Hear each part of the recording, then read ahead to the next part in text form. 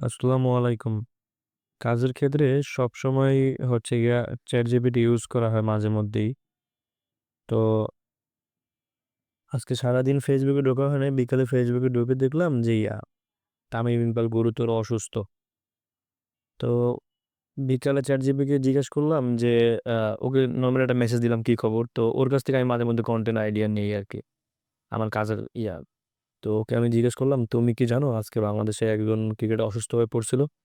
ও আমি ভাবছিলাম যে হয়তোবা কোনো ইনফরমেশন দিতে পারবে না। আমি চেষ্টা করি মাঝে মধ্যে যে ChatGPT হয়তোবা কিছুটা পারবে না, এটা দেখবো। কিন্তু না, ও সবই পারে দেখলাম। সব পারে বলতে মানে ইয়া ডাটা করে দিতে পারে সবকিছুই।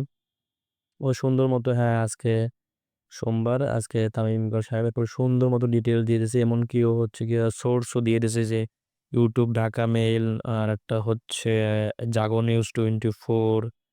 হ্যাঁ, সুন্দর ডিটেইলস করে দিয়ে দিছে পরিবারের সব এমনকি ওর ক্যারিয়ারে কি কত রান, কয়টা ম্যাচ খেলছে সবকিছু। আবার লিখেছে তামিমের সুস্থতার জন্য আমরা সবাই প্রার্থনা করছি।